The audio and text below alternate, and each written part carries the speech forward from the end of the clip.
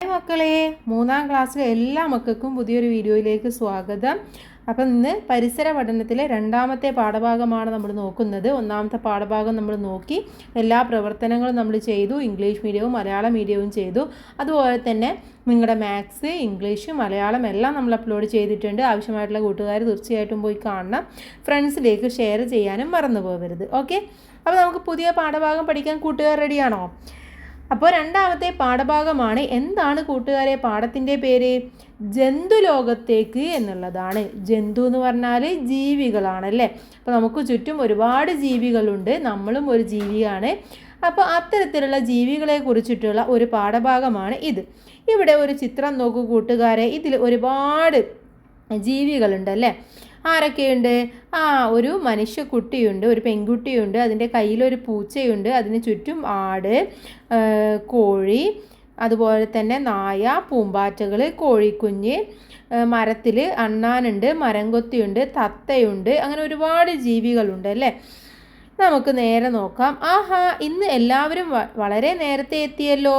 കൂട്ടുകാരെ കണ്ട് മിത്ര വീടിന് പുറത്തിറങ്ങി. അപ്പോൾ ആ പെൺകുട്ടിയുടെ പേരെന്താണ്? മിത്ര എന്നാണ്. ഓക്കെ, അപ്പോൾ മിത്ര പറയാണ് എല്ലാവരും ഇന്ന് നേരത്തെ തന്നെ എത്തിയിട്ടുണ്ടല്ലോ എന്ന് പറയാണ്. മിത്രയുടെ വീട്ടു പരിസരം കണ്ടല്ലോ. ഏതെല്ലാം ജീവികളാണ് ചിത്രത്തിലുള്ളത്? ഏതൊക്കെ ജീവികളാണ് കൂട്ടുകാരെ ചിത്രത്തിലുള്ളത്? അപ്പം അവിടെയുള്ളത് കോഴി, കോഴിക്കുഞ്ഞുങ്ങൾ, നായ, പൂച്ച, ആട്, പൂമ്പാറ്റ, കുരുവി, തത്ത, അണ്ണാന്, മരംകൊത്തി, ഇത്തരത്തിലുള്ള ജീവികളാണ് ആ ചിത്രത്തിൽ ഉള്ളത്. ഇനി ഇവയിൽ മിത്ര വളർത്തുന്ന ജീവികൾ ഏതൊക്കെയാവും എന്നാണ് അടുത്തതായിട്ട് ചോദിച്ചിട്ടുള്ളത്. ഏതൊക്കെയാണ്? കോഴി, ആട്, നായ, പൂച്ച. ഓക്കെ, ഇതൊക്കെയാണ് മിത്ര വളർത്തുന്ന ജീവികൾ. ഇനി ഏതൊക്കെ ജീവികളെയാണ് മനുഷ്യൻ ഇണക്കി വളർത്തുന്നത്? ഏതിനൊക്കെയാണ്? കോഴി, ആട്, പശു, മീൻ, താറാവ്, കുതിര, അരയന്ന, ഇത്തരത്തിലുള്ള ജീവികളെയാണ് മനുഷ്യൻ ഇണക്കി വളർത്താറുള്ളത്. ഇനി നമുക്ക് എന്തൊക്കെ ആവശ്യത്തിന് വേണ്ടിയാണ് നാം ജീവികളെ വളർത്തുന്നത് എന്നതാണ് അടുത്തതായിട്ട് നമ്മളോട് ചോദിച്ചിട്ടുള്ളത്. അപ്പോൾ പ്രധാനമായിട്ടും എന്തൊക്കെ ആവശ്യത്തിനാണ് മനുഷ്യൻ വളർത്താറുള്ളത്? ആഹാരത്തിന്, സുരക്ഷയ്ക്ക്, പിന്നെന്തിനാണ്? യാത്രാ ആവശ്യത്തിന് വളർത്താറുണ്ട്. അപ്പോൾ അവിടെ എഴുതുക യാത്രാ ആവശ്യത്തിന്. പിന്നെയോ?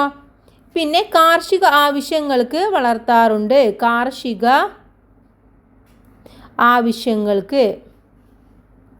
ഇപ്പോൾ കൃഷിക്കൊക്കെ വളക്കിടാൻ വേണ്ടിയിട്ട് കാർഷിക ആവശ്യങ്ങൾക്കും നമ്മൾ വളർത്താറുണ്ട്. നമുക്ക് വളർത്തു ജീവികളെ കൊണ്ടുള്ള പ്രയോജനങ്ങളുമായി ബന്ധപ്പെട്ട പട്ടിക പൂർത്തിയാക്കാനാണ് അടുത്തതായിട്ട് പറഞ്ഞിട്ടുള്ളത്. അപ്പോൾ ഇവിടെ ആട്, കോഴി ഈ 2 ജീവികളെ തന്നിട്ടുണ്ട്. അവയുടെ പ്രയോജനം എഴുതണം. കൂടാതെ കുറച്ച് ജീവികളുടെ കൂടെ പേരെഴുതി പ്രയോജനം കൂടെ നമുക്ക് എഴുതി നോക്കാം.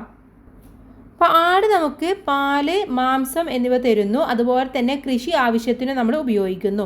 ഇനി കോഴിയോ? കോഴി നമുക്ക് മുട്ട, മാംസം എന്നിവ തരുന്നു. പോത്ത് മാംസം തരുന്നു. കൃഷി ആവശ്യത്തിന് നമ്മൾ പോത്തിനെ ഉപയോഗിക്കാറുണ്ട്. പശു മാംസം തരുന്നു, പാൽ തരുന്നു, അതുപോലെ തന്നെ കൃഷി ആവശ്യത്തിന്. നായ എന്തിനാണ്? നായ നമുക്ക് സുരക്ഷയ്ക്ക് വേണ്ടിയാണ്. കുതിര യാത്രാ ആവശ്യത്തിന് വേണ്ടിയാണ്. വിവിധ ആവശ്യങ്ങൾക്കായി നാം ജീവികളെ വളർത്തുന്നു. ചില ജീവികളുടെ പാല്, മുട്ട, മാംസം തുടങ്ങിയവ ആഹാരത്തിന് ഉപയോഗിക്കുന്നു. കൗതുകത്തിന് വേണ്ടി വളർത്തുന്ന ജീവികളുമുണ്ട്. ഇപ്പോൾ നമുക്ക് പൂച്ചയൊക്കെ നമ്മൾ കൗതുകത്തിന് വളർത്താറുണ്ട് അല്ലേ. ചില നായക്കളെയും നമ്മൾ കൗതുകത്തിന് വളർത്താറുണ്ട്. ഇനി എത്ര ജീവികൾ എന്നുള്ളതാണ് അടുത്തതായിട്ട് നമ്മൾ നോക്കാൻ വേണ്ടി പോകുന്നത്.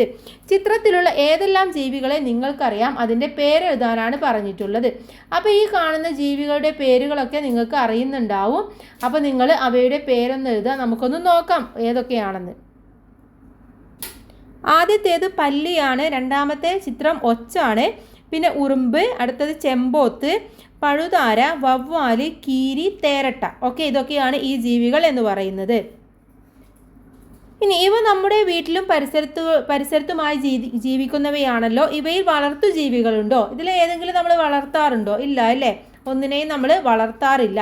അപ്പോൾ അവിടെ ഇല്ല എന്ന് എഴുതി കൊടുക്കുക.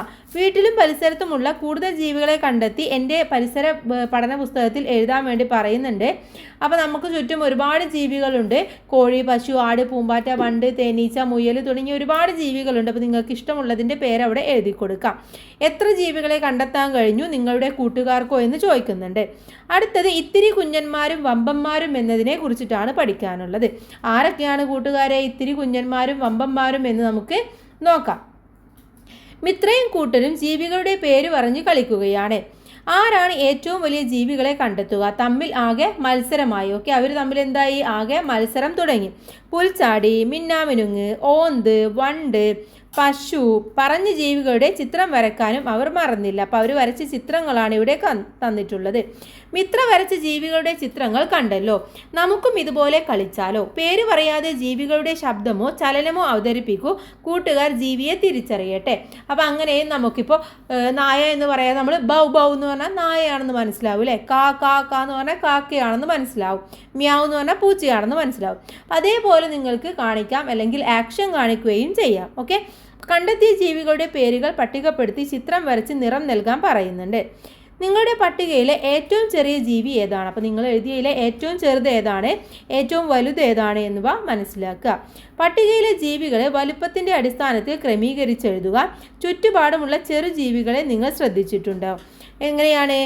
നമ്മുടെ വിദ്യാലയത്തിന് പരിസരത്തുമൊക്കെ അനേകം ചെറു ജീവികൾ ഉണ്ടാവും അല്ലേ?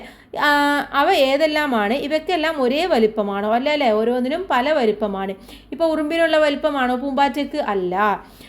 അതുപോലെ തന്നെ ഓരോന്നിനും ഓരോ വലിപ്പം ഉണ്ടായിരിക്കും. നമുക്ക് കൂട്ടായി നിരീക്ഷിച്ചാലോ? നിരീക്ഷണത്തിന് ഹാൻഡ് ലെൻസ് കൂടി ഉപയോഗപ്പെടുത്തണേ. എവിടെയെല്ലാം നിരീക്ഷിക്കാം? എവിടെയൊക്കെ? മണ്ണിൽ നിരീക്ഷിക്കാം, ചെടികളിൽ നിരീക്ഷിക്കാം. പിന്നെ നമുക്ക് എവിടെ നോക്കാം? മരങ്ങളിൽ നോക്കാം അല്ലേ? മരങ്ങളിൽ എന്തെങ്കിലും ജീവികളുണ്ടോ എന്ന് നമുക്ക് നോക്കാം. അപ്പോൾ അവിടെ മരങ്ങളിൽ എന്ന് എഴുതി കൊടുക്കാം. പിന്നെ നമുക്ക് പാടത്ത് പോയിട്ട് നോക്കാം. പാടത്ത് ഇപ്പോൾ നമ്മുടെ പറമ്പിലില്ലാത്തതിനേക്കാൾ ഒരുപാട് ജീവികൾ പാടത്തുണ്ടായിരിക്കും. അതുപോലെ തന്നെ കുളക്കരയിൽ പോയി നോക്കാം. കുളക്കരയിലും ഒരുപാട് വെറൈറ്റി ആയിട്ടുള്ള ജീവികൾ ഉണ്ടായിരിക്കും കുളക്കരയിൽ. അപ്പോൾ ഇവിടെയെല്ലാം നോക്കാം. കൂടാതെ നമുക്ക് പൂന്തോട്ടത്തിൽ നോക്കാം. ഓക്കെ, ഇനി കണ്ടെത്തിയ ചെറുജീവികളുടെ പേരുകൾ എൻ്റെ പരിസര പഠന പുസ്തകത്തിൽ എഴുതും. അപ്പോൾ നിങ്ങൾക്ക് അവിടെ നിന്നും ഒരുപാട് ജീവികളെ കണ്ടെത്താൻ വേണ്ടി കഴിയും. പാറ്റ, പല്ലി, പുഴു, പഴുതാര, പുൽച്ചാടി, ഉറുമ്പ്, പൂമ്പാറ്റ, തേരട്ട, ഓന്ത് ഇതിനൊക്കെ കണ്ടെത്താൻ വേണ്ടി പറ്റുന്നതാണ്. ഇനി വിരൽ ചിത്രങ്ങൾ. മഷിയിൽ മുക്കിയ വിരലുകൾ കടലാസിൽ പതിപ്പിച്ച് വരച്ച ജീവികളുടെ ചിത്രങ്ങൾ നോക്കൂ. ഇതുപോലെ കൂടുതൽ ജീവികളുടെ ചിത്രങ്ങൾ വരക്കാനും പറയുന്നുണ്ട്. അപ്പോൾ നിങ്ങൾ ടീച്ചറുടെ സഹായത്തോടു കൂടിയിട്ട് ഈ ഒരു ആക്ടിവിറ്റി നിങ്ങൾ എന്ത് ചെയ്യുക? ഒന്ന് ചെയ്തു നോക്കുക. ഓക്കെ, ഇനി സവിശേഷതകളിലെ വൈവിധ്യം. താഴെ കൊടുത്തിരിക്കുന്ന ശരീരഭാഗങ്ങൾ ഏതെല്ലാം ജീവികളുടേതെന്ന് കണ്ടെത്തി എഴുതൂ. ഇത് ഏതൊക്കെ ജീവികളുടേതാണ് കൂട്ടുകാരെ? ആദ്യത്തേത് ആരുടേതാണ്? ആനയുടേതാണല്ലേ. അപ്പോൾ അവിടെ എന്ത് എഴുതണം നമ്മൾ? ആന എന്ന് എഴുതി കൊടുക്കുക. ആന. ഇനി ഇതെന്താണ്? ഇത് മയിലിൻ്റെ തൂവലാണല്ലേ. അപ്പോൾ അവിടെ മയിൽ എന്ന് എഴുതി കൊടുക്കുക. മയിൽ. ഇനി ഇത് നമ്മുടെ സീബ്രയാണ്. അപ്പോൾ അവിടെ എന്താ എഴുതേണ്ടത്? സീബ്ര എന്ന് എഴുതുക. ഇനി അടുത്തത് ആരുടേതാണ്? അടുത്തത് നമ്മുടെ കോഴിയാണല്ലേ. കോഴിയുടെ കാലാണ് തന്നിട്ടുള്ളത്. കാണുമ്പോൾ തന്നെ നമുക്ക് മനസ്സിലാക്കാൻ വേണ്ടി പറ്റുന്നുണ്ട്. ഇനി ഏതെല്ലാം വിധത്തിലാണ് ഇവ വ്യത്യാസപ്പെട്ടിരിക്കുന്നത്? എല്ലാം ഒരേപോലെയാണോ? അല്ല. ഇതെന്താണ്? വ്യത്യാസത്തിലാണ് ഉള്ളത്. എങ്ങനെ വ്യത്യാസപ്പെട്ടിരിക്കുന്നു എന്നാണ് നമ്മളുടെ അടുത്ത് ചോദിച്ചിട്ടുള്ളത്. നിറം, പുള്ളികൾ, അതുപോലെ തന്നെ അതിൻ്റെ വലുപ്പത്തിലും വ്യത്യാസം കാണാൻ വേണ്ടി പറ്റുന്നുണ്ട്. എല്ലാം ഒരേപോലെ അല്ല. അപ്പോൾ അവിടെ വലുപ്പത്തിലും വ്യത്യാസമുണ്ട്. അതുപോലെ തന്നെ ആകൃതിയിലും വ്യത്യാസമുണ്ട്. അപ്പോൾ വലുപ്പം, ആകൃതി എന്നിവയിലെല്ലാം ഇത് വ്യത്യാസപ്പെട്ടിരിക്കുന്നു. ഇനി അടുത്തത് നിറം കണ്ട് തിരിച്ചറിയാൻ കഴിയുന്ന ജീവികളുണ്ടോ? ഉണ്ടല്ലേ. ചില ജീവികളെ നമുക്ക് നിറം കണ്ടാൽ മതി, നമുക്കത് മനസ്സിലാക്കാൻ വേണ്ടി പറ്റും. ഇപ്പോൾ പച്ച പുൽച്ചാടിയൊക്കെ നിറം കണ്ടാൽ മതി. ആന നിറം കണ്ടാൽ മതി. മയിൽ, താറാവ് ഇതിൻ്റെയൊക്കെ നിറം കണ്ടാൽ നമുക്ക് മനസ്സിലാക്കാൻ വേണ്ടി പറ്റും. കൊമ്പ് കണ്ടാൽ തിരിച്ചറിയാൻ കഴിയുന്ന ജീവികൾ ഏതൊക്കെയാണ്? ആന, പശു, ആട്, പോത്ത് ഇവയൊക്കെ നമുക്ക് കൊമ്പ് കണ്ടു കഴിഞ്ഞാൽ മനസ്സിലാക്കാൻ വേണ്ടി പറ്റും. പുള്ളികൾ കണ്ട സീബ്ര അല്ലേ. സീബ്ര, കോഴി, മയിൽ ഇതും പുള്ളി കണ്ടാൽ മനസ്സിലാക്കാൻ വേണ്ടി പറ്റും. ആകൃതിയിലും വലുപ്പത്തിലും നിറത്തിലും കൊമ്പ്, നഖം, പുള്ളികൾ, വരകൾ തുടങ്ങിയ സവിശേഷതകളിലും ഓരോ ജീവിയും വ്യത്യസ്തത പുലർത്തുന്നു. നമുക്ക് മനസ്സിലായി അല്ലേ? ഓരോ ജീവിയും ഓരോ വ്യത്യസ്ത തരത്തിലാണുള്ളത് എന്ന് നമുക്ക് മനസ്സിലാക്കാൻ വേണ്ടി പറ്റും. അടുത്തത് നമുക്ക് കടലിലെ ജീവികളെ കുറിച്ചിട്ടാണ് നോക്കാനുള്ളത്. ഇതുവരെ നമ്മൾ കരയിലെ ജീവികളെ കുറിച്ചിട്ടായിരുന്നു പറഞ്ഞത്. പലതരം മീനുകൾ കടലിലുണ്ടെന്ന് അറിയാമല്ലോ. മീനുകളുടെ മാത്രമല്ല മറ്റനേകം ജീവികളുടെയും വാസസ്ഥലമാണ് കടൽ എന്ന് പറയുന്നത്. കരയിലുള്ളതിനേക്കാൾ കൂടുതൽ ജീവികൾ കടലിലുണ്ട്. ഉണ്ടോ? കൂട്ടുകാർക്ക് എന്താ തോന്നുന്നത്? നമ്മൾ കരയിൽ തന്നെ ഒരുപാട് ജീവികളുണ്ടല്ലോ, അപ്പോൾ അതിനേക്കാൾ കൂടുതൽ ജീവികൾ കടലിലുണ്ടെന്നാണ് പറയുന്നത്. ഏതെല്ലാം ജീവികളെ നിങ്ങൾക്കറിയാം? നമുക്ക് ആകെ അറിയുന്നത് മീൻ മാത്രമാണ് അല്ലേ. മീനിനെ അറിയാം, അതുപോലെ തന്നെ തിമിംഗലം അറിയാം. ഇപ്പോൾ ഇവിടെ തന്നിട്ടുണ്ട് കടൽ കുതിര, കടൽ മുള്ളൻ പന്നി, കടൽ വെള്ളരി, കടൽ പശു. ഇതൊക്കെ കടലിലുള്ള സാധനങ്ങളാണ്. ഇത്തരം പേരുകൾ ഈ കടൽ ജീവികൾക്ക് ലഭിക്കാൻ കാരണം എന്തായിരിക്കും? എന്തുകൊണ്ടായിരിക്കും? നമ്മുടെ കരയിലുള്ള ആ ജീവികളോട് സാമ്യമുള്ളത് കൊണ്ടായിരിക്കാം അല്ലേ. ഭൂമിയിലെ ഏറ്റവും വലിയ ജീവിയായ നീലത്തിമിംഗലം കടലിലാണ് ജീവിക്കുന്നത്. ഇത് മീൻ വർഗത്തിൽപ്പെട്ട ജീവിയല്ല. കുഞ്ഞുങ്ങളെ പ്രസവിക്കുന്ന ജീവിയാണ് നീലത്തിമിംഗലം എന്ന് പറയുന്നത്. പലവിധം അങ്ങനെ സഞ്ചാരം. ഏതെല്ലാം ജീവികളുടെ രൂപങ്ങളാണ് ചിത്രത്തിലുള്ളത്? ഓരോ ജീവികളെ രണ്ടാമത്തെ നോക്കൂ, ഒരു നമ്മുടെ ആമൊക്കെ പോകുന്ന പോലെ ഉണ്ട് അല്ലേ, മീൻ പോകുന്ന പോലെ, പാമ്പ്, ഓരോന്നും ഓരോ ആകൃതിയിലാണുള്ളത്. അപ്പോൾ ഇവിടെ കടലാസ് മടക്കി വെച്ചാണ് ഇത് നിർമ്മിച്ചിട്ടുള്ളത്. രൂപങ്ങൾ ചലിപ്പിച്ച് അവയുടെ സഞ്ചാരവും അവതരിപ്പിക്കും. എല്ലാ ജീവികളും ഒരേ വിധത്തിലാണോ സഞ്ചരിക്കുന്നത്? അല്ല അല്ലേ, ഓരോന്നും ഓരോ രീതിയിലാണ് സഞ്ചരിക്കുന്നത് എന്ന് നമുക്ക് അറിയാം. അപ്പോൾ സഞ്ചാര രീതിയുടെ അടിസ്ഥാനത്തിൽ ജീവികളെ പട്ടികപ്പെടുത്താനാണ് നമ്മളടുത്ത് അടുത്തതായി പറഞ്ഞിട്ടുള്ളത്. ഇവിടെ നടക്കുന്ന ജീവികൾ ഏതൊക്കെയാണ് കൂട്ടുകാരെ? ഏതൊക്കെയാണ് നടക്കുന്ന ജീവി? ആന, അതുപോലെ തന്നെ പുലി, പശു. ഇതൊക്കെ എന്താണ്? നടക്കുന്ന ജീവികളാണ്. പാമ്പ് എങ്ങനെയുള്ള ജീവിയാണ്? ഇഴയുന്ന ജീവിയാണ്. അപ്പോൾ അവിടെ മേലെ എഴുതുക ഇഴയുന്നവ എന്ന് എഴുതി കൊടുക്കാം. പാമ്പുണ്ട്. പിന്നെ ഏതാണ്? തേരട്ട ഇഴയുന്ന ജീവിയാണ്. അതുപോലെ തന്നെ പഴുതാരയും ഇഴയുന്ന ജീവിയാണ്. പറക്കുന്ന ജീവി ഏതൊക്കെയാണുള്ളത്? ഒന്ന് കാക്ക പറക്കുന്ന ജീവിയാണ്. കുയിൽ എങ്ങനെയുള്ളതാണ്? കുയിൽ പറക്കുന്ന ജീവിയാണ്. അതുപോലെ തന്നെ തത്തയും പറക്കുന്ന ജീവിയാണ്. അടുത്ത് നമ്മളടുത്ത് ചോദിച്ചിട്ടുള്ളത് മീൻ തന്നിട്ടുണ്ട്. മീൻ എങ്ങനെയാണ്? നീന്തുന്ന ജീവിയാണ്. അപ്പോൾ അതിന് ഹെഡിങ് കൊടുക്കേണ്ടത് നീന്തുന്നവ എന്നാണ്. നീന്തുന്നവ മീനുണ്ട്.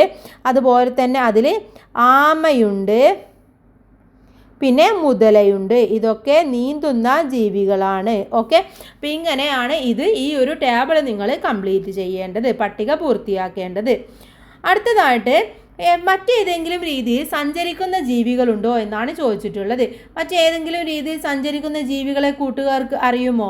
പ്രധാനമായിട്ടും നമ്മൾ ഇത്തരത്തിലുള്ള ജീവികളെ തന്നെയാണ് കണ്ടിട്ടുള്ളത്. ഇനി അവിടെ ചോദിച്ചിട്ടുണ്ട് തവള, പുൽച്ചാടി തുടങ്ങിയ ജീവികളുടെ സഞ്ചാര രീതി എങ്ങനെയാണ്? തവള എങ്ങനെയാണ്? തവള ഇങ്ങനെ ചാടി പോകുന്നു അല്ലേ. തവള പുൽച്ചാടിയൊക്കെ ചാടി പോകുന്നതാണ്, ശരിയാണ്. അപ്പോൾ ചാടിപ്പോകുന്ന ജീവികളും ഉണ്ടെന്ന് നമ്മൾ മനസ്സിലാക്കുക. ഇനി ജീവികളുടെ ശരീരത്തിൻ്റെ പ്രത്യേകതകളും സഞ്ചാര രീതിയും തമ്മിൽ ബന്ധമുണ്ടോ എന്നാണ് ചോദിച്ചിട്ടുള്ളത്. അപ്പോൾ നമ്മൾ അതിനെന്ത് ചെയ്യണം? ഇതൊന്ന് പൂർത്തിയാക്കണം. ഇവിടെ 4 ജീവികളെ തന്നിട്ടുണ്ട്. അതിൻ്റെ ശരീരത്തിൻ്റെ സവിശേഷതയും സഞ്ചാര രീതിയുമാണ് നമ്മളിവിടെ എഴുതേണ്ടത്. ഒന്നാമത്തെ കുതിരയാണ്. കുതിര പിന്നിലേക്ക് മടക്കാവുന്ന മുൻകാലുകളാണ് അതിനുള്ളത്. അത് നടക്കുകയും ഓടുകയും ചെയ്യുന്നു. അടുത്തത് പാമ്പാണല്ലേ. പാമ്പ് എങ്ങനെയാണ്? അപ്പോൾ പാമ്പിൻ്റെ സവിശേഷത എന്ന് പറയുന്നത് അതിന് കൈകാലുകളില്ല, ചുരുണ്ടുകൂടി കിടക്കാൻ കഴിയുന്നതാണ്. അതിൻ്റെ സഞ്ചാര രീതി എങ്ങനെയാണ്? ഇഴയുന്നതാണ്. അതുപോലെ തന്നെ പ്രാവാണ്. ചിറകുകൾ, കൂർത്ത ചുണ്ടും നഖവും ഉണ്ട്. പറക്കാനും നടക്കാനും കഴിയുന്നു. മീനിനോ പരന്ന ശരീരമാണ്, അതിന് ശകുലങ്ങളുണ്ട്, നീന്താൻ കഴിയുന്നു. ഓക്കെ, അപ്പം ഇങ്ങനെയാണ് ഇത് എഴുതേണ്ടത്. ഇനി താറാവിൻ്റെ സഞ്ചാര രീതി ശ്രദ്ധിക്കൂ.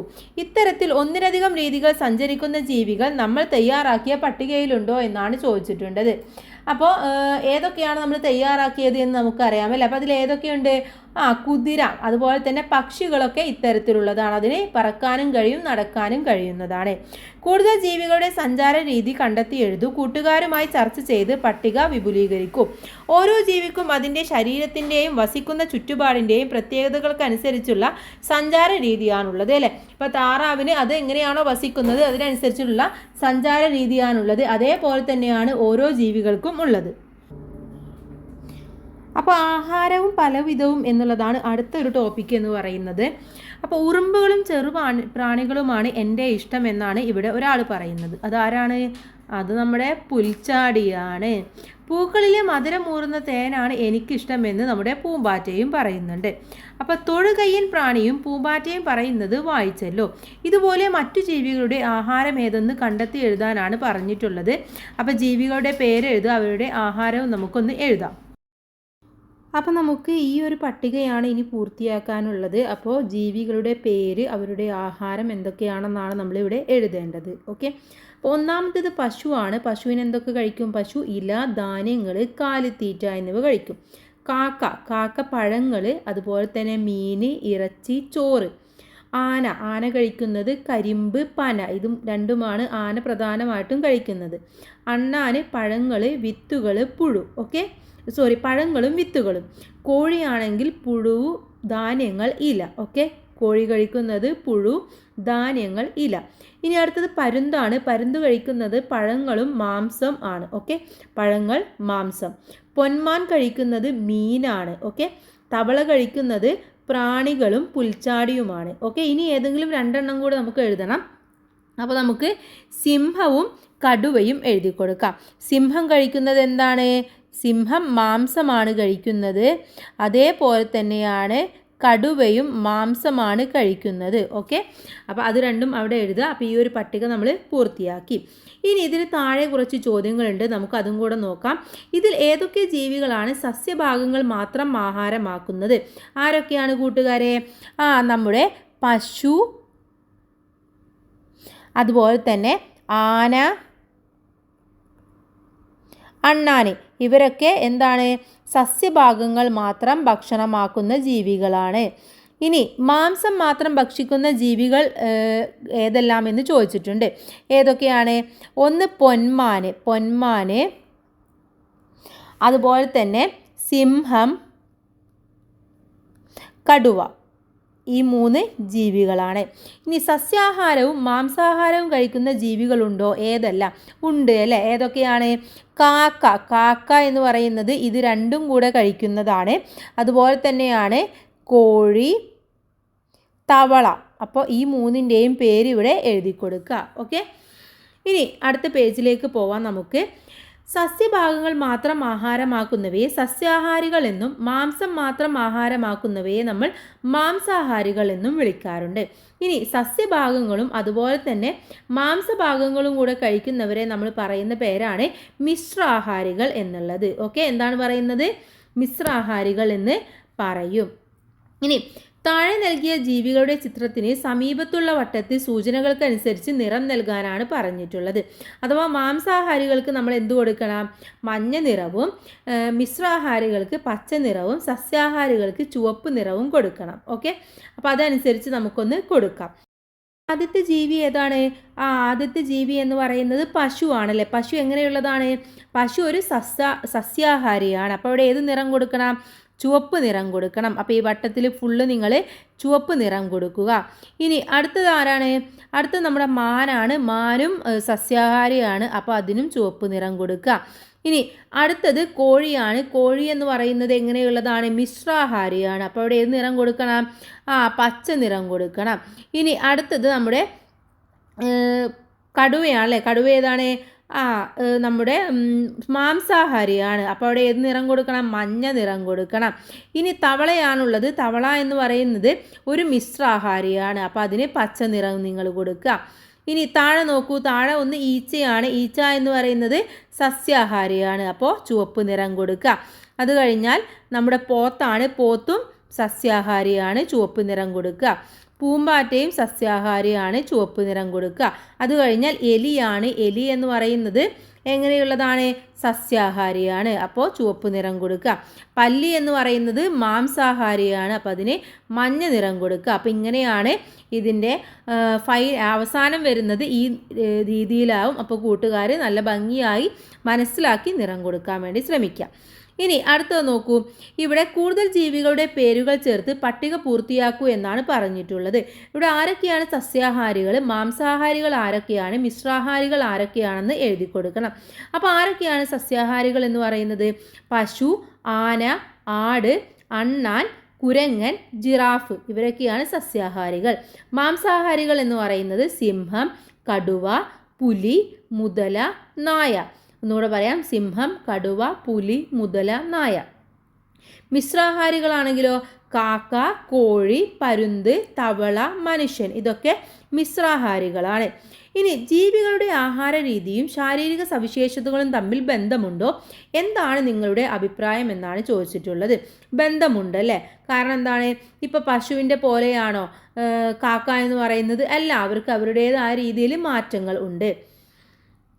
ഇനി താഴെ നോക്കൂ, ഇവിടെ ചിത്രങ്ങൾ നോക്കൂ. ഏതൊക്കെ ശരീരഭാഗങ്ങളാണ് ഈ ജീവികൾക്ക് ഇരയെ പിടിക്കാനും ആഹാരമാക്കാനും സഹായകമാകുന്നത് എങ്ങനെയാണ്?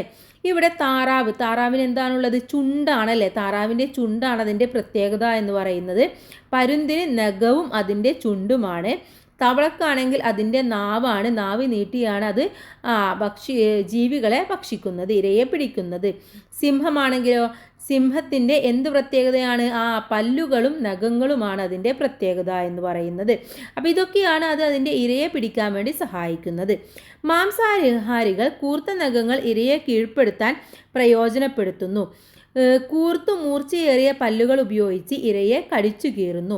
മാംസാഹാരികളായ പക്ഷികൾക്ക് തങ്ങളുടെ ബലമുള്ളതും കൂർത്തതുമായ ചുണ്ടുകൾ കൊണ്ട് ഇരയെ കൊത്തിയെടുത്ത് ആഹാരമാക്കാൻ കഴിയും. ബലമേറിയ കാലുകളും കൂർത്തു വളഞ്ഞ നഖങ്ങളും ഇവയെ ആഹാര സമ്പാദനത്തിന് സഹായിക്കുന്നു. അവിടെ നോക്കൂ, ഇവിടെ ഇതിൻ്റെ കണ്ടോ, ഇതെന്താണ്? ഇതിങ്ങനെ പോയിട്ടാണ് ഈ കോഴിക്കുഞ്ഞുങ്ങളൊക്കെ പിടിക്കുന്നത്. അപ്പോൾ അവരുടെ ശരീരത്തിലുള്ള മാറ്റങ്ങളും അവരുടെ ഭക്ഷണ രീതിയും തമ്മിൽ ബന്ധമുണ്ട്. സസ്യഭാഗങ്ങൾ ചവച്ചരക്കുന്നതിന് അനുയോജ്യമായ ഘടനയാണ് സസ്യാഹാരികളായ ജീവികളുടെ പല്ലുകൾക്കുള്ളത്. ഓക്കെ, അവയുടെ പല്ലുകളൊക്കെ കണ്ടിട്ടുണ്ടല്ലേ? അപ്പോൾ ഇവിടെ നോക്കൂ, ഈ ഒരു പശുക്കുട്ടിയുടെ പല്ല് കണ്ടോ? അവർക്ക് ഇങ്ങനെ ചവച്ചരച്ച് കഴിക്കാൻ പറ്റുന്ന രീതിയിലുള്ളതാണ്. പല രൂപം ഒരു ജീവിതം. മിത്ര മുറ്റത്ത് കളിക്കുകയായിരുന്നു. ചെടിയിൽ കുറേ ഇളം മഞ്ഞ മുത്തുകൾ. മിത്ര അമ്മയെ വിളിച്ചു. അമ്മ ഇലകൾ നോക്കി. ഇത് ചിത്രശലഭത്തിൻ്റെ മുട്ടയാ മോളെ. മുട്ടയിൽ നിന്നും പൂമ്പാറ്റ വിരിഞ്ഞിറങ്ങുന്നതിനായി അവൾ കാത്തിരുന്നു. പക്ഷേ അവൾ കണ്ടത് പുഴുക്കളെയാണ്. ഈ മുട്ടകൾ പൂമ്പാറ്റയുടേതല്ലമ്മേ മോളെ, ഈ പുഴുക്കളാണ് പൂമ്പാറ്റകളായി മാറുന്നത്. ഇവയെ ലാർവ എന്നാണ് പറയുന്നത്. മിത്രക്ക് കൗതുകമായി. തുടർന്നുള്ള ദിവസങ്ങളിൽ പുഴുവിനുണ്ടായ മാറ്റങ്ങൾ അവൾ ക്യാമറയിൽ പകർത്തി. ചിത്രം നിരീക്ഷിക്കൂ. ഓരോ ഘട്ടത്തിൻ്റെയും പേരുകൾ അന്വേഷിച്ച് കണ്ടെത്തി എഴുതൂ. പ്രത്യേകതകൾ എൻ്റെ പരിസര പഠന പുസ്തകത്തിൽ എഴുതൂ എന്നാണ് പറഞ്ഞിട്ടുള്ളത്. അപ്പോൾ ഇവിടെ എന്താണ് കൂട്ടുകാരെ, ആദ്യം കാണുന്നത് എന്താണ്? ആദ്യം കാണുന്ന ഇത് എന്ന് പറയുന്നത് മുട്ടയാണല്ലേ. അപ്പോൾ അവിടെ എഴുതേണ്ടത് നമ്മൾ മുട്ട എന്ന് എഴുതി കൊടുക്കുക. ഓക്കെ, ഇതെന്താണ്? മുട്ടയാണ്. മുട്ട പിന്നെ എന്തായിട്ട് മാറുന്നു? മുട്ട പിന്നെ ലാർവയായിട്ട് മാറുന്നു. ലാർവ പിന്നീട് പ്യൂബയായിട്ട് മാറുന്നു അല്ലേ. പിന്നെ അവസാനം എന്താ സംഭവിക്കുന്നത്? അവസാനമാണ് അത് പൂമ്പാറ്റയായിട്ട് മാറുന്നത്. ഓക്കെ, അവസാനം പൂമ്പാറ്റയായിട്ട് മാറുന്നു. അപ്പോൾ കറിവേപ്പിൻ്റെയും മറ്റു ഇലകളുടെ അടിയിൽ നിരീക്ഷിച്ചാൽ പറ്റിപ്പിടിച്ചിരിക്കുന്ന ശലഭങ്ങളെ നമുക്ക് ശലഭമുട്ടകൾ കണ്ടെത്താൻ വേണ്ടി കഴിയും. ഇവിടെ ഒരു പൂമ്പാറ്റയുടെ ചിത്രം കൊടുത്തിട്ടുണ്ട്. അതിന് കൂട്ടുകാരെ നിങ്ങൾക്ക് ഇഷ്ടമുള്ള പോലെ നിറം കൊടുക്കുക. ഇനി ഈ പൂമ്പാറ്റകളെ നോക്കൂ. രണ്ട് ചിറകളിലെയും നിറവ്യത്യാസങ്ങൾ ഒരുപോലെയല്ല. നിങ്ങൾ നിറം നൽകിയ പൂമ്പാറ്റക്കോ? അപ്പോൾ നമ്മൾ പൂമ്പാറ്റ എന്ന് പറയുന്നത് എല്ലാ പൂമ്പാറ്റകളും ഒരേപോലെയല്ല. ഒരുപാട് തരത്തിലുള്ള പൂമ്പാറ്റകൾ നമുക്ക് ചുറ്റും ഉണ്ട് എന്ന് നമ്മൾ മനസ്സിലാക്കുക. അപ്പോൾ നമ്മൾ നിറം നൽകിയ പൂമ്പാറ്റയും ഇപ്പോൾ നിങ്ങൾ നിറം നൽകിയ പോലെ ആവില്ല നിങ്ങളുടെ കൂട്ടുകാർ ചെയ്തിട്ടുള്ളത്. അപ്പോൾ ഓരോന്നിനും ഓരോന്നിൻ്റേതായ നിറവ്യത്യാസവും ഉണ്ട്. എല്ലാ പൂമ്പാറ്റകളുടെയും ഇരുചിറകുകളും ഒരുപോലെയാണോ? അല്ല അല്ലേ. നോക്കൂ, രണ്ടും ഒരേപോലെയാണോ? അല്ല. നിങ്ങളുടെ പരിസരത്തുള്ള പൂമ്പാറ്റകളെ നിരീക്ഷിച്ച് കണ്ടെത്തലുകൾ ക്ലാസ്സിൽ അവതരിപ്പിക്കാൻ വേണ്ടി നിങ്ങളുടെ അടുത്ത് പറയുന്നുണ്ട്. ഇവിടെ പൂമ്പാറ്റകളെ തിരിച്ചറിയുന്നതിനായി ഓരോ ഇനത്തിലും പേരുകൾ നൽകിയിട്ടുണ്ട് എന്നാണ് ഒരു കുട്ടി പറയുന്നത്. അപ്പോൾ അടുത്ത ആൾ പറയാണ് പൂമ്പാറ്റകൾക്കും പേരോ എന്ന് പറയാണ്. ഇവിടെ നോക്കൂ കൂട്ടുകാരെ, രണ്ട് പൂമ്പാറ്റകളെ തന്നിട്ടുണ്ട് അല്ലേ. ഇതേതാണ്? ഇത് വിലാസിനിയാണ്, ഇത് മഞ്ഞ പാപ്പാത്തിയാണ്. അപ്പോൾ പൂമ്പാറ്റകൾക്കും ഓരോരുത്തർക്കും ഓരോ പേരുകളുണ്ടെന്ന് മനസ്സിലാക്കുക. ഇവിടെ കേരളത്തിൽ കാണപ്പെടുന്നവയിൽ ഏറ്റവും വലിയ ചിത്രശലഭം ഗരുഡശലഭവും ചെറുത് രത്നനീലിയുമാണ്. കേരളത്തിൻ്റെ ഔദ്യോഗിക ശലഭം ബുദ്ധമയൂരിയാണ്. ഓക്കെ, അപ്പോൾ ഇവിടെ ഗരുഡശലഭത്തിൻ്റെയും ബുദ്ധമയൂരിയുടെയും രത്നനീലിയുടെയും ചിത്രങ്ങൾ തന്നിട്ടുണ്ട്. ഓരോന്നും ഓരോ രീതിയിലാണ്, എല്ലാം ഒരേ രീതിയിലല്ല എന്ന് മനസ്സിലാക്കുക. നമ്മുടെ നാട്ടിൽ കണ്ടുവരുന്ന ചില പൂമ്പാറ്റകളുടെ ചിത്രങ്ങൾ താഴെ നൽകിയിരിക്കുന്നു. ഏതൊക്കെയാണ്? തീച്ചിറകൻ, നാട്ടുകോമാളി, നീലക്കടുവ, ചക്കരശലഭം, പുള്ളിക്കുറുമ്പൻ, നാരങ്ങക്കാളി. ഓക്കെ, നിങ്ങളുടെ പ്രദേശത്തുള്ള പൂമ്പാറ്റകളെ നിരീക്ഷിച്ച് പേരുകൾ കണ്ടെത്തി എഴുതും. അപ്പോൾ നിങ്ങളുടെ പ്രദേശത്ത് ഏതൊക്കെ തരത്തിലുള്ള പൂമ്പാറ്റകളാണെന്ന് നിങ്ങളൊന്ന് നിരീക്ഷിക്കുന്നത് നന്നായിരിക്കും. അപ്പോൾ നമുക്ക് എന്താണ് പൂമ്പാറ്റകളുടെ വെറൈറ്റി അല്ലെങ്കിൽ വ്യത്യസ്തത മനസ്സിലാക്കാൻ വേണ്ടി സാധിക്കും. പൂമ്പാറ്റകൾ 2 തരത്തിൽ സസ്യങ്ങളെ ആശ്രയിക്കുന്നു: മുട്ടയിടാനും ആഹാരത്തിനും. നാരകക്കാളി, ശലഭം സാധാരണയായി മുട്ടയിടുന്നത് നാരകം, പാണൽ എന്നീ സസ്യങ്ങളിലാണ്. ഇവയുടെ പുഴുക്കൾ ഭക്ഷണമാക്കുന്നത് ഈ ചെടികളുടെ ഇലകളാണ്. ഇവ പൂമ്പാറ്റയായി കഴിഞ്ഞാൽ തേൻ കുടിക്കുന്നത് ചെമ്പരത്തി, മന്ദാരം, മുസാന്ത തുടങ്ങിയവയുടെ പൂക്കളിൽ നിന്നാണ്. ഇനി വിദ്യാലയത്തിലെ ജൈവവൈവിധ്യ ഉദ്യാനത്തിൽ കൃഷ്ണകിരീടം, കിലുക്കി, കറിവേപ്പ്, നാരകം, അരളി തുടങ്ങി ശലഭങ്ങളെ ആകർഷിക്കുന്ന ചെടികൾ നട്ടുപിടിപ്പിക്കും. ഏതെല്ലാം ശലഭങ്ങളാണ് ഉദ്യാനത്തിലെത്തുന്നതെന്ന് നിരീക്ഷിക്കാനും നിങ്ങളുടെ അടുത്ത് പറയുന്നുണ്ട്. ഓക്കെ, ഇനി ഇവിടെ ഒരു ചിത്രം തന്നിട്ടുണ്ട്. എത്രമാത്രം വൈവിധ്യമാർന്ന ജീവികളാണ് നമുക്ക് ചുറ്റുമുള്ളത് അല്ലേ? എല്ലാ ജീവികളും ഒരേപോലെയാണോ? ഇപ്പോൾ പക്ഷികളാണെങ്കിൽ പോലും തത്തയെ പോലെയാണോ കാക്ക? അല്ല. അതുപോലെയാണോ വേഴാമ്പ്? അല്ല. എല്ലാവർക്കും വ്യത്യസ്തതയുണ്ട് അല്ലേ? അതേപോലെ തന്നെയാണ് ഓരോ ജീവികളും വ്യത്യാസമുള്ളതാണ്. ഒന്നും ഒരേപോലെയല്ല, ഒന്നും മറ്റൊന്നിനോട് ഒരേപോലെയല്ല എന്ന് മനസ്സിലാക്കുക. അപ്പോൾ അവ എവിടെയെല്ലാമാണ് താമസിക്കുന്നത്? എവിടെയാണ്? കാടിൽ താമസിക്കുന്നുണ്ട് അല്ലേ? കുളത്തിൽ താമസിക്കുന്നുണ്ട്, പുഴ, പിന്നെ എവിടെയാണ്? മരങ്ങളിൽ കുറേ കാണാൻ വേണ്ടി പറ്റും. അപ്പോൾ അവിടെ മരം എന്ന് എഴുതി കൊടുക്കുക. അതുപോലെ തന്നെ പുഴയിൽ മാത്രമാണോ? അല്ല, വയലുകളിൽ നമുക്ക് കാണാൻ വേണ്ടി പറ്റും. അതേപോലെ തന്നെ കടലിലും ഒരുപാടെണ്ണത്തിന്. കടലിൽ നമ്മൾ പറഞ്ഞു കരയിലുള്ളതിനേക്കാൾ ജീവികൾ കരയിലുള്ളതിനേക്കാൾ ജീവികൾ കടലിൽ നമുക്ക് കാണാൻ വേണ്ടി പറ്റും. ഇവ ഇല്ലാതായാൽ എന്തെല്ലാം പ്രശ്നങ്ങളാണ് ഉണ്ടാവുക? ഒരുപാട് പ്രശ്നങ്ങൾ ഉണ്ടാവും അല്ലേ? കാരണം എന്താണ്? ഒരു ജീവി എന്ന് പറയുന്നത് മറ്റൊരു ജീവിയോട് ബന്ധപ്പെട്ട് നിലനിൽക്കുന്നതാണ്. അതിനെയാണ് നമ്മൾ ആവാസ വ്യവസ്ഥ എന്ന് പറയുക. അപ്പോൾ ഒരു ജീവി ഇല്ലാതായി കഴിഞ്ഞാൽ ഈ ആവാസ വ്യവസ്ഥ തന്നെ തകരാറിലാകുന്നതായിട്ട് നമുക്ക് മനസ്സിലാക്കാൻ വേണ്ടി പറ്റും. അതുപോലെ തന്നെ ഒരു ജീവിയെ ആശ്രയിച്ചിട്ടാണ് മറ്റൊരു ജീവിയും ജീവിക്കുന്നത്. അപ്പോൾ ഒരെണ്ണം ഇല്ലാതായി കഴിഞ്ഞാൽ മറ്റൊന്നിൻ്റെ വംശനാശവും അവിടെ സംഭവിക്കും. മറ്റുള്ളവർക്ക് ജീവിക്കാൻ അല്ലെങ്കിൽ ഭക്ഷിക്കാൻ ഇല്ലാതെയായിട്ട് മാറും. അപ്പോൾ അത്തരത്തിലുള്ള ഒരുപാട് പ്രശ്നങ്ങൾ ഇതിൽ നിന്ന് ഉണ്ടാകുന്നതാണ്. ജീവികൾ വസിക്കുന്ന ഈ ചുറ്റുപാടുകളെ സംരക്ഷിക്കുന്നതിനായി നമുക്ക് എന്തെല്ലാം ചെയ്യാൻ കഴിയുമെന്നാണ് ചോദിച്ചിട്ടുള്ളത്. ഭൂമി എന്ന് പറയുന്നത് എല്ലാവർക്കും അവകാശപ്പെട്ടതാണ്. അപ്പോൾ അതിനെ സംരക്ഷിക്കുക എന്ന് പറയുന്നത് നമ്മൾ ഓരോരുത്തരുടെയും ചുമതലയാണ്. അപ്പോൾ എന്തൊക്കെ ചെയ്യാൻ വേണ്ടി പറ്റും? മാലിന്യങ്ങൾ വലിച്ചെറിയാതിരിക്കുക എന്നുള്ളതാണ് നമ്മൾ ആദ്യമായിട്ട് ചെയ്യേണ്ട കാര്യം എന്ന് പറയുന്നത് അല്ലേ? മാലിന്യങ്ങൾ വലിച്ചെറിഞ്ഞു കഴിഞ്ഞാൽ അത് ജീവികൾക്ക് ജീവിക്കാൻ ഒരുപാട് പ്രയാസം അനുഭവപ്പെടും. ആവാസ വ്യവസ്ഥകൾ സംരക്ഷിക്കുക, മരങ്ങൾ നശിപ്പിക്കാതിരിക്കുക, മരങ്ങൾ വെച്ചുപിടിപ്പിക്കുക തുടങ്ങിയ കാര്യങ്ങളൊക്കെയാണ് നമുക്ക് ചെയ്യാൻ വേണ്ടി കഴിയുന്നത്. ഒന്നുകൂടെ പറയാം. ആവാസ വ്യവസ്ഥകൾ സംരക്ഷിക്കുക, മരങ്ങൾ നശിപ്പിക്കാതിരിക്കുക, മരങ്ങൾ വെച്ചുപിടിപ്പിക്കുക. ഓക്കെ, ഇനി അടുത്തതായിട്ട് നമ്മുടെ പാഠഭാഗം കഴിഞ്ഞു. ഇതിലെ വിലയിരുത്താം എന്ന പ്രവർത്തനമാണ് നമുക്ക് നോക്കാനുള്ളത്. അപ്പോൾ പാഠഭാഗം എല്ലാവർക്കും മനസ്സിലായിട്ടുണ്ടാകുമെന്ന് വിചാരിക്കുന്നു. വളരെ സിമ്പിളായിട്ടുള്ള പാഠഭാഗമാണ്. നമുക്കറിയാവുന്ന കുറേ കാര്യങ്ങൾ തന്നെയാണ് അതിലും പറയുന്നത്. അപ്പോൾ എന്തായാലും നമുക്ക് ഇനി വിലയിരുത്താം എന്ന പ്രവർത്തനം നോക്കാം. തൻ്റെ വീട്ടിലെ വളർത്തുജീവികളായ പൂച്ചയുടെയും ആടിൻ്റെയും ആഹാര രീതികളും ശാരീരിക സവിശേഷതകളും നിരീക്ഷിച്ച് പട്ടികയിൽ രേഖപ്പെടുത്തുകയാണ് മീനു. കൂടുതൽ വിവരങ്ങൾ പട്ടികയിൽ ചേർക്കാനാണ് നമ്മളടുത്ത് പറഞ്ഞിട്ടുള്ളത്.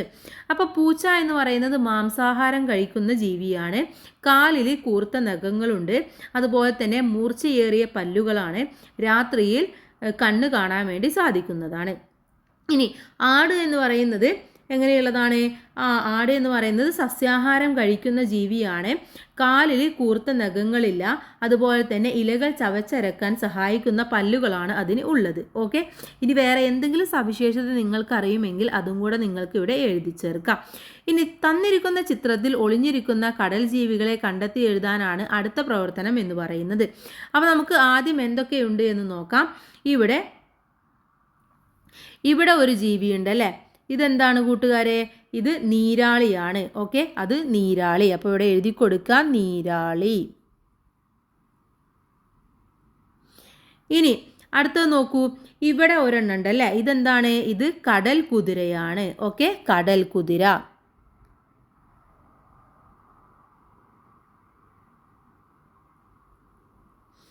ഇനി ഇതെന്താണ്?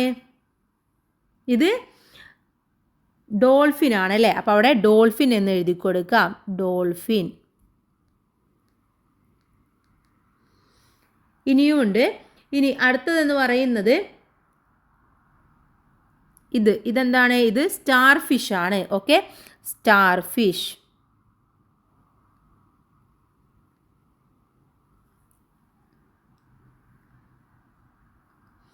അപ്പോൾ ഇത്രയും ജീവികളെ നമുക്കിതിൽ നിന്നും കണ്ടെത്താൻ വേണ്ടി സാധിക്കുന്നതാണ്. ഓക്കെ, ഇനി മൂന്നാമത്തത് ആഹാര രീതിയുടെ സവിശേഷതകൾക്കനുസരിച്ച് താറാവ് ഏത് വിഭാഗത്തിൽ പെടുന്ന ജീവിയാണ്? താറാവും പരുന്തിനെ പോലെയുള്ള ഇരപിടിയനായിരുന്നുവെങ്കിൽ അതിന് എന്തെല്ലാം ശാരീരിക സവിശേഷതകളായിരിക്കും ഉണ്ടാവുക? വരച്ചു നോക്കാനാണ് പറയുന്നത്. അപ്പോൾ ഇവിടെ താറാവിൻ്റെ ഒരു ഇത് തന്നിട്ടുണ്ട്. ഇത് കൂട്ടുകാർ വരച്ചു നോക്കുക. താറാവ് എന്ന് പറയുന്നത് ഒരു മിശ്രാഹാരിയാണ്. ഓക്കെ, അഥവാ സസ്യവും കഴിക്കും മാംസവും കഴിക്കുന്ന ജീവിയാണ് താറാവ് എന്ന് പറയുന്നത്. അപ്പോൾ കൂടാതെ ഈ താറാവിന് നല്ല ഭംഗിയായിട്ട് നിറവും കൂടെ കൊടുക്കാൻ വേണ്ടി കൂട്ടുകാർ ശ്രദ്ധിക്കുക.